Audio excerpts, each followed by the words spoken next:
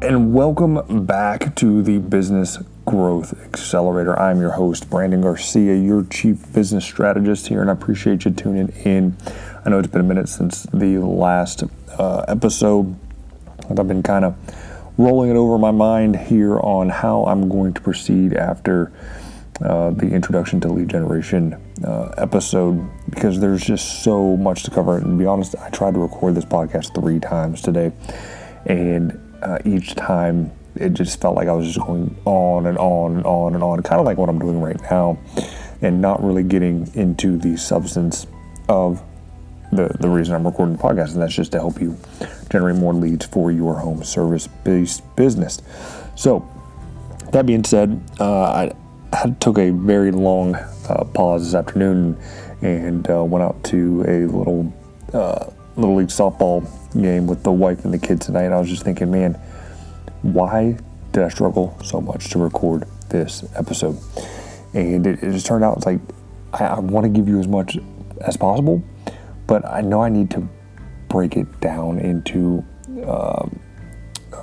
bite-sized chunks. I mean, how do you eat an elephant in one bite at a time? So the next couple weeks here, I will be a little bit more consistent, I promise, to get these episodes out. But today, again, we're going to be focusing on lead generation, and these are the brief topics that we will be discussing today, and that would be creating an online presence, identifying your ideal customer, developing a story brand identity, and some cost-effective marketing tactics. With that being said, let's jump on in to this week's episode of the Business Growth Accelerator. So the key thing to lead generation is having an online presence. I mean, Google has put out a poll a while back asking people, should small business owners have a website? And the answer was a resounding yes. Even if it was the one-man shop, they expected them to have some type of website presence. And it's super important to be able to be found online because, one, not everybody talks to everybody.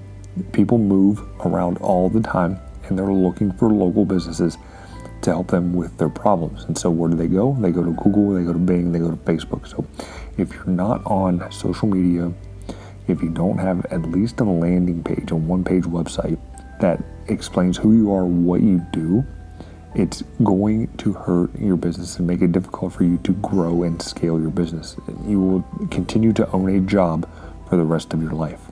By having the ability to be found, people will get to know you, and if they know you, they will get to flow you. So here are a couple tips and best practices to developing your website and social media presence. 1, keep it simple. Okay? You don't need a 20-page website highlighting every little detail about your business. In fact, don't even build a website. Build what's called a funnel hub. If you want more information on a funnel hub, reach out to me. We can discuss it. I personally use ClickFunnels to build out all my clients' funnel hubs, my own funnel hub, and you can see my work in progress at bkxxenterprises.agency. Yes, that's bkxxenterprises.agency, and you can see how my funnel hub is starting to take shape. 2, for your social media, it has to be consistent with what is on your funnel hub. Same type of branding, your contact information, a strong call to action for them to either book or send you a message that the client can tell you exactly what they need, and that way you can then follow up with them. And follow up is the absolute key. I don't know how many businesses I've ever contacted that just never followed up. In fact, I had a landscaper give me a quote and then never followed up with me after the quote, and I even had to pay them for the quote. So it's like, what the heck, that just, it didn't sit well. Obviously, I didn't hire him, and I still need my landscaping done. So, it is what it is. All right, 2. Now that you have your site set up, or at least an idea for a site, and your basic social media set up, you got to identify who you're actually going to sell to. Okay, by identifying your ideal customer, it will help you get better leads, and your leads will actually be less expensive. Okay, and to identify your ideal customer, you got to create what's called a avatar or a buyer persona. Okay, And by creating those people, you can tailor your message specific to them. When your message is propagated throughout the web and in your ads and in your website or landing page or whatever, it will speak directly to them, increasing that know, like, and trust factor, and help them realize that you're there to help solve their problem. Okay, and so one easy way to create a customer avatar or a buyer persona is to get the software called Funnel Scripts. Okay, I have a link to the software in the show description. Highly recommend it. When I got it, it took me, 30 minutes or less to figure out who I'm actually selling to, map out the problems that they're having, and then generate all the ad copy that I needed for social media posts, emails, blog posts, ads, headlines, landing page copy, website copy. This tool is absolutely amazing. Highly recommend it. Funnel Scripts. Jim Edwards, Russell Brunson put it together. It goes perfect with ClickFunnels. So I definitely recommend taking a look at Funnel Scripts. Okay, that'll help you build out your ideal customer. Number 3, developing your strong brand identity. Now, I have no problem with branding. However, you're not McDonald's, you're not Coca-Cola, you're not Pepsi-Cola, you're not Burger King. Okay, you are a small business that needs leads. Okay, that billboard on Main Street that half a dozen people pass every day that they forget about 45 seconds after they pass it is not going to get the job done. I propose direct response marketing first to build the brand later. Okay, now that's not to say you don't need consistent branding. Okay, if you got trucks running around town, they need to have the same logo on every truck that people see on the website and your social media pages. Similar colors, similar graphics, phone numbers are the same. In fact, you know what? I wouldn't even keep the phone numbers the same on the side of the truck as you do the website. I would have different phone numbers. A couple reasons. One, tracking purposes. You know where the call's coming from. Okay, so have a different phone number for Facebook that you would the website, that you would the side of a truck. Okay, that way you know where the call is coming from, and you know how well your brand is doing out in the wild on each one of those channels. Okay, so definitely be consistent with your main business information across all the channels out there with Google Business Profile, and because they track calls anyway, and all the other business listings that are available to you out there to be listed on Yelp, etc. Don't focus on brand up front. Focus on getting a lead via direct response marketing. And I'll do another episode of what direct response marketing is. If you want to learn more about it, just Google direct response marketing and you will find a whole bunch of information on there and get you going. 4, I know you don't have a lot of money, right?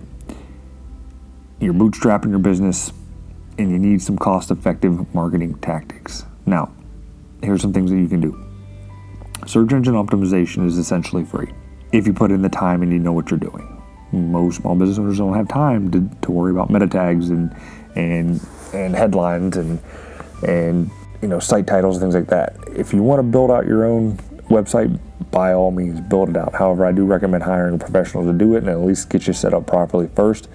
But know enough to be dangerous about search engine optimization to know that you're getting a good deal and proper work is actually being done, because there's a lot of SEOs out there that use scammy gray hat techniques that can actually hurt your SEO rankings in the long run. Okay, so get a Google Business Profile, get Google Search Console, make sure your domain's hooked up to it, and get on Bing Webmaster Tools. Those links are in the show description. And they are really, really easy and simple to set up. If you have issues, figuring out the tech, get your nephew. They can easily show you or do it for you, or you can hire me. It doesn't matter. I just want to make sure that you're actually can be found. Okay.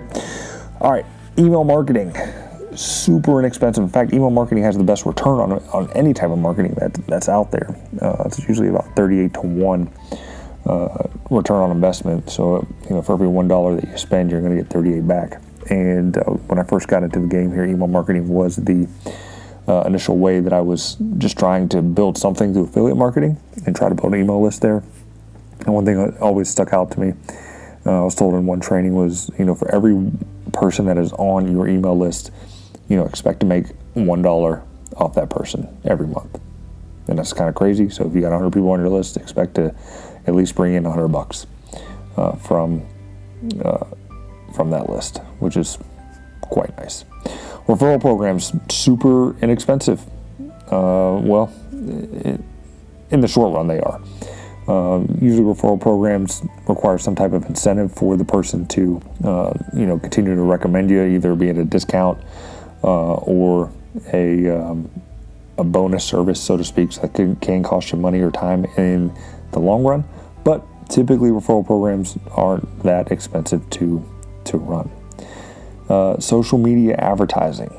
Okay, if you have your buyer persona dialed in, the messaging's on point, and you have your offer set up properly, social media advertising can be a very inexpensive way to generate the appropriate lead, because you can narrow down to the exact demographics that you want to sell your services to, because not everybody is your customer. Okay, when you realize that, you'll realize that you're spending way too much money on leads that ultimately aren't going to buy. So again, when it comes to lead generation, I know it's super tough. As a small business owner myself, in the marketing space is even tougher than what you guys have, because most of you guys aren't looking for marketing help, right? Or essentially want it. And I get it, because there's a lot of grifters out there that promise the world and just don't deliver. So if you follow these simple steps here and continue to listen to this podcast, I promise you will start to see a boost in your lead generation, and it won't take very long. Okay, and we're going to go into deeper dives in the next couple of weeks of how to create a consistent online presence, how to identify your ideal customer, what it's going to take to build your story brand, or strong brand identity through direct response marketing, and then each of the cost-effective marketing tactics, as I mentioned, for SEO, email marketing, referral programs, and social media advertising. So if you want a head start on all that, because it's going to take me some time to record these, edit, and put everything out, I already have it all done, right? I have a fantastic course that is already there and done for you, along with ads. Drop me a voice note or a question here in the show itself, or find me on all the social media podcasts or social media sites at BKXX Enterprises. Drop me a note there, or just go to my website, bkxxenterprises.agency, and go to the little contact me page, drop a note, and I will be happy to help you out and walk you through the steps that you need to do with a free initial consultation. So again, I appreciate you watching this episode, or watching this. It's late. I appreciate you listening to this podcast. Click that subscribe button there, and that way you don't miss an episode. And here's to your success, guys. You guys take care.